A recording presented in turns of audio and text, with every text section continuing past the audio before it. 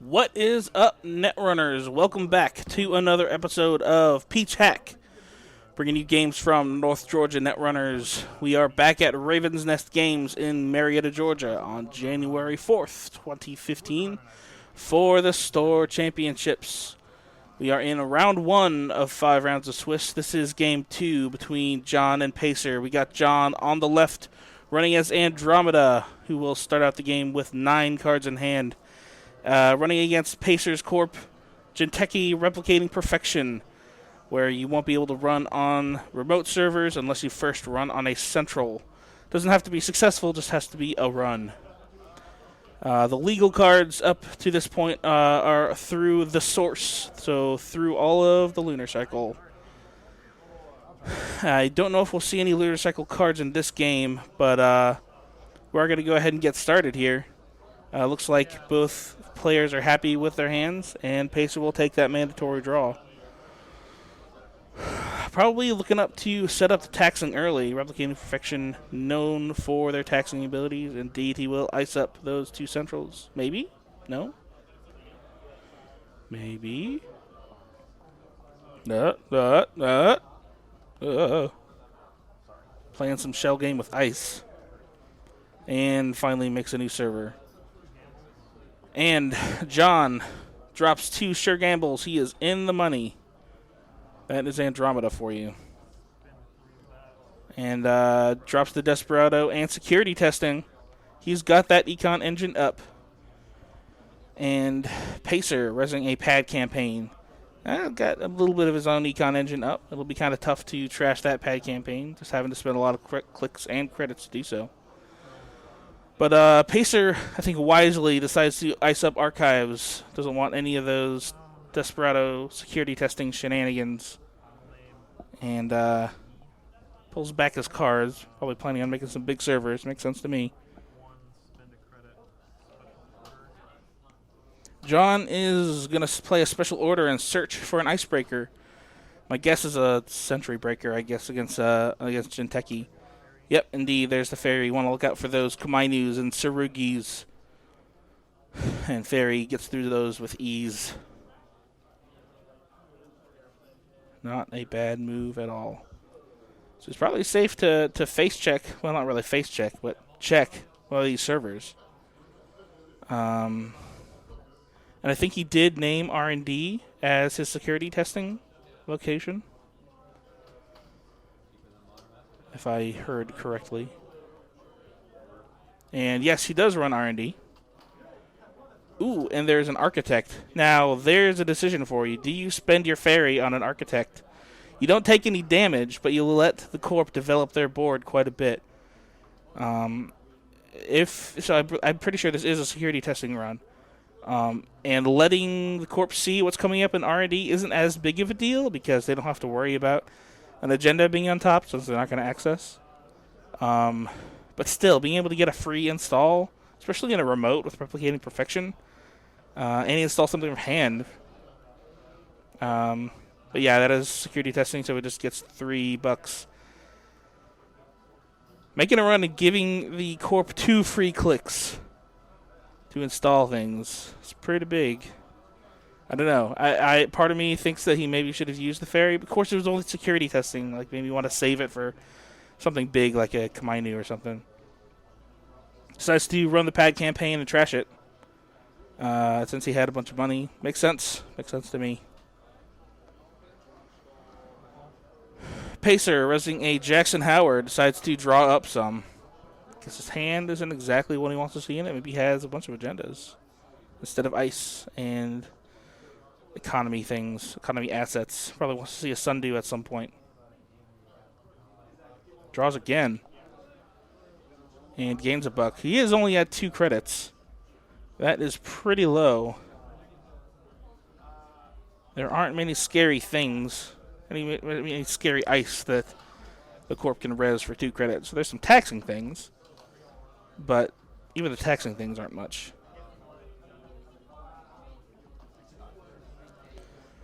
Dump some cards into archives.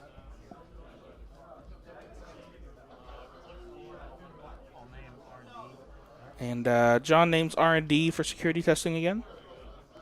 Will he go back in, though? Is he going to let him fire a second time?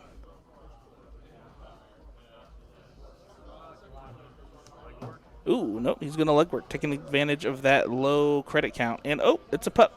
Yep. Only costs 1 to res, and costs the runner 2. But he's going to get in and see 3 cards. There's a toll booth, a hedge fund, and a celebrity gift.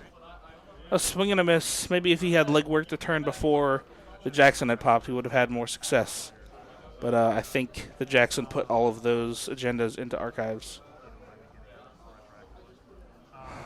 Alas, it happens. And he decides to run the Jackson.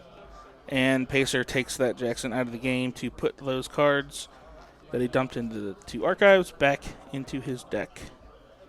Into R&D. Good old Jackson Howard. Saving agendas since 2013.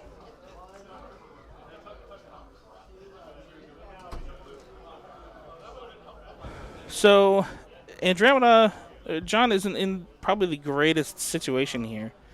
There isn't anything he can easily security test. I mean, he can security test one of those remotes. Sure, that'll get him his 3 credits. He does run that remote. Pacer only has 1 credit. And Jon does not trash it. Instead, just gains a buck from Desperado. Anyway, like I was saying, he can't really security test anything easily because he has to hit a central first and probably pay money to get in. Pacer throwing down a remote and gaining a credit, or a couple credits. Probably looking to pull off a celebrity gift next turn. And Jon names archives for security testing. And he will run archives on that click 1. Pacer, no res. And Jon gets that free $3. So it worked that time. And Jon will run that new remote. It's a shock. Ooh. A shock in replicated perfection. I mean, that makes sense. Because the server that most runners are going to want to run for their token central run is going to be archives. And you just dump some shocks into archives and punish that. So deals a net damage. And decides not to spend $2 to trash it. Makes all the sense in the world.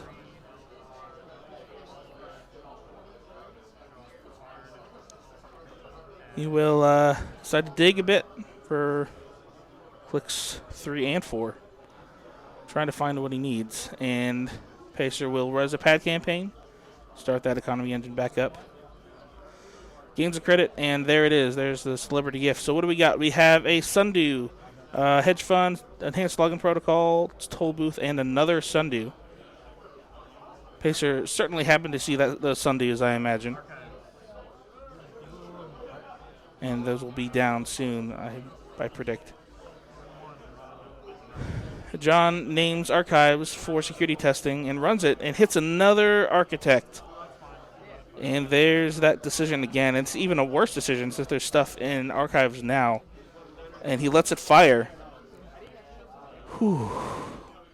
2 architects fired in one game is got to be rough. I don't know. It's like, big deal. I didn't lose anything. They didn't get any money. But they got 2 installs. And, he can install from archives. So that pad campaign he trashed before, it's going to be like a wasted $3. Indeed, there it goes. There's the pad campaign. It comes back out. And Ice goes over R&D as well from out of R&D. But at least you got $3 out of it, right? There you go. Is that worth it? I don't know. I do not know. Installing a cyber feeder. Interesting choice. And a special order for another icebreaker. Ooh, a Darwin. Nice. Spicy. You're going to be able to use that cyber feeder to pump Darwin for the rest of the game.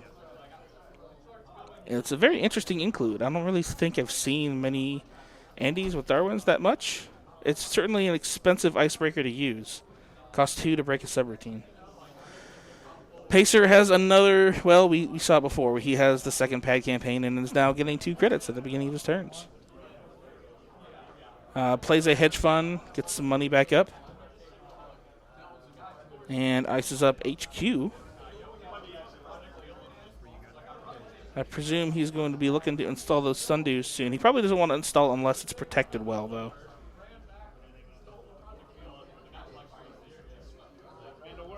Because you just cannot let the replicating perfection player keep those sundews around.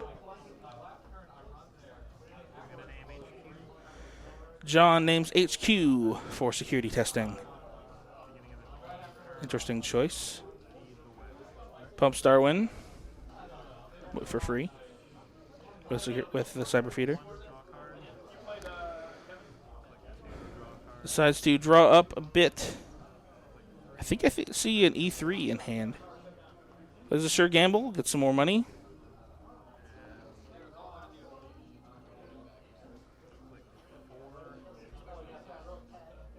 And there he goes. He goes for the HQ run. And it is a pup. So it'll cost him 4 to get in. But then, since he named HQ, he'll get 3 back. As opposed to paying 2 and then jacking out. So, oddly enough, it makes sense to pay to get all the way in. Because that'll be a better net loss. It's rough, though, naming security testing on a central like that. Pacer icing up a server and trashing what was that shock, although it does go face down, and putting something in its place. And draws for his last click, and that is that sundew. Cost 2 to res, but of course it's impossible for the runner to run on it for his first click because he's replicating perfection, so he gets those 2 right back. Such a good card. Such a good card. It really, really turned around replicating perfection for the economy. I mean, Pacer has been pretty low this whole game.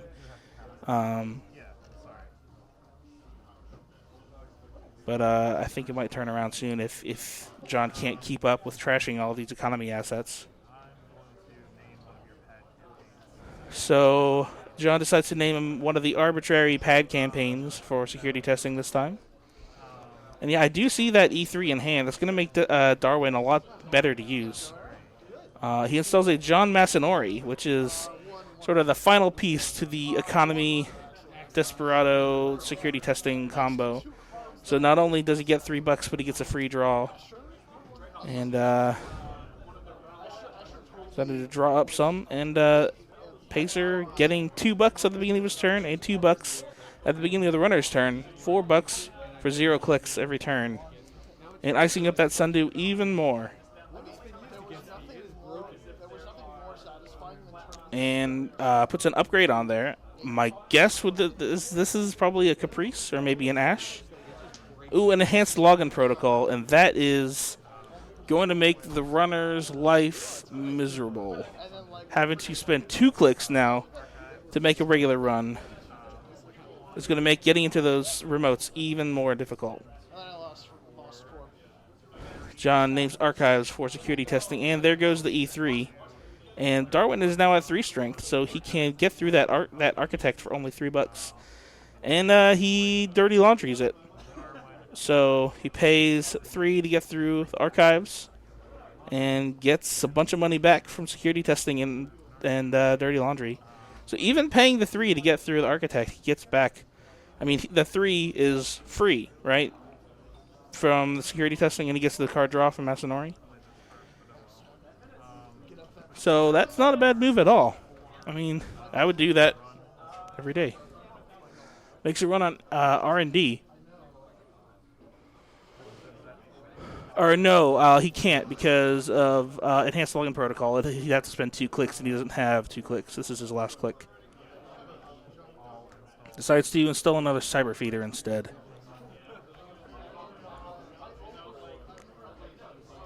Enhanced login protocol, arguably the best current. And, ooh, we see an agenda. Yes, an agenda going down into that server with the upgrade on it and 2 advancement counters on it. Goodbye, Sundew, but Pacer is in a better place economically. Now, can he make it in? Can Jon make it in? There's a data sucker going down. And I believe he named archives for security testing. He gets some money. And inside job on archives, only paying 1 click to do so. And he just bypasses it, gets some credits. And inside job again, so only 1 click for both of those runs. Pacer has to res 2 pieces of ice if he wants to keep him out. He reses the Caprice, so he has to have that res before he passes the last ice. So no res on the 2 ice. Relying on winning a Caprice side game here. This is a big side game, because if Jon steals this, then Enhanced Login Protocol goes away. Inside job, it's such a good card, because you think you've got 2 ice on it, and 1-0 means that Jon loses the side game. Like I was saying, inside job on a server with 2 unresed pieces of ice. It's so good because they have to res both to keep you out, and it's an Eden fragment, not future perfect. Great agenda there. He's not going to have to pay anymore, pretty much, to put ice in front of servers. At least the first time he does it. He probably won't do more than 1 a turn, though, I imagine. Take advantage of that econ.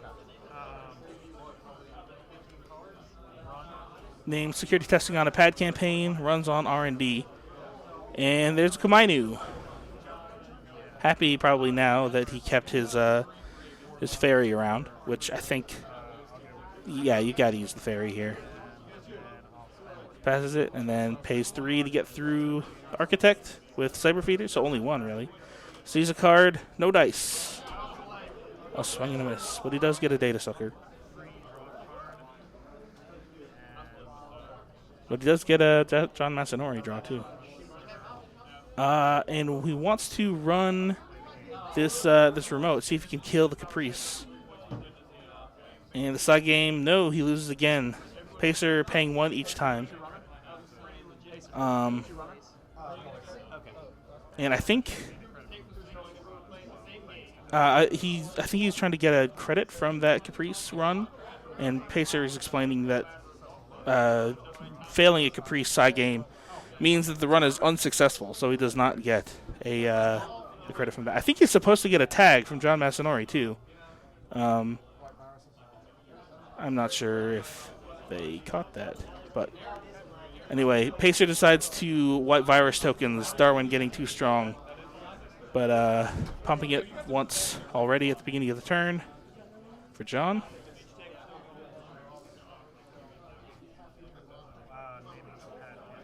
And he names pad campaign for security testings. It's pretty tough to get anywhere here, though. I mean, all the centrals... the Darwin is not at 3 strength anymore, so he can't make token runs on centrals. I mean, he could probably, like, hit HQ, pay 2 pups, or pay 2 credits for pup. That's probably the cheapest credit, or cheapest central to hit. Installs a grappling hook. Now, there's something you don't see every day. Makes a lot of sense with E3. You can basically pay 1 credit to get through any piece of ice. Works really well with Kamainu, though I think I'd probably prefer to have a ferry. But on other ice, it works pretty well. So yeah, he makes a run on R&D, uses the grappling hook, pays 1 with E3 to get through the Kamainu. But he does not have an icebreaker to get through Architect. He does not jack out. He lets him fire the Architect again. Oh, man. He installs onto that server. Was that an agenda? And Pacer is saying that that was the card that was on top of R&D. Oh, that is terrible to hear. Ugh. And probably installing something from Archives. Interesting. Puts down an ice for free because of Eden Fragment. And access something that Pacer already knows what it is, but it's not an agenda is what's important. And getting 2 more from those pad campaigns. He drops 2 hedge funds and advances that card in the remote. Advancing 1 time, meaning it probably needs 4 advancements. So NAPD or even worse, a Nisei Mark II. A Nisei Mark II would be pretty big here.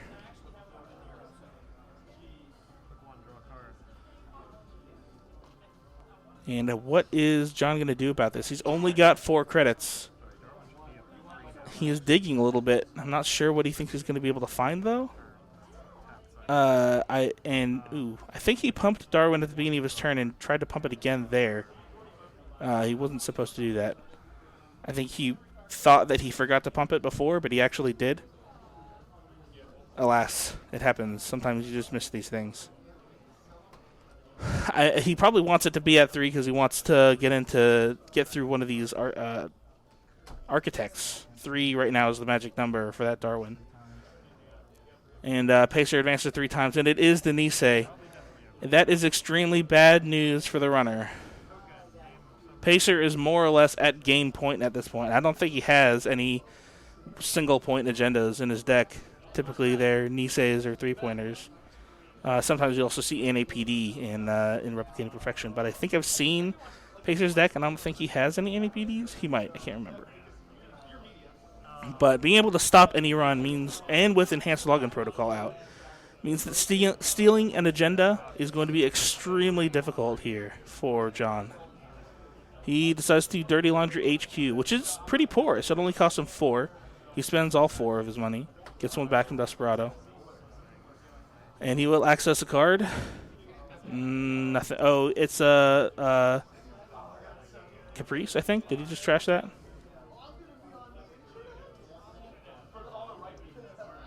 And I think he trashed that, yeah.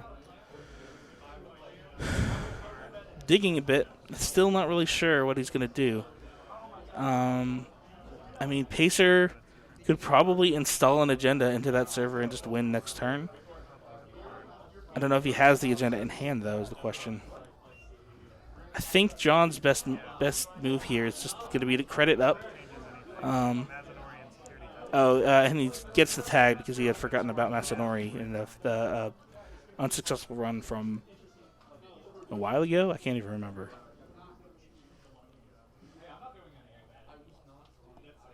So, does Pacer have an agenda? Spends 2 for Celebrity Gifts, so we're going to find out. There's a Future Perfect. We got a Nisei, a Tsurugi, a Shock, and a Sundew. That'll get him plenty of money. And that Future Perfect, I think we know what's going to be happening with that. A lot of times Future Perfect is used just for thinning out the agenda density, at least in Black Tree in Personal Evolution. But in Replicating Perfection, if you can score out a 5 for 3 with a bunch of money, or a bunch of ice and a bunch of clicks that the runner has to spend to get through, I mean, it works.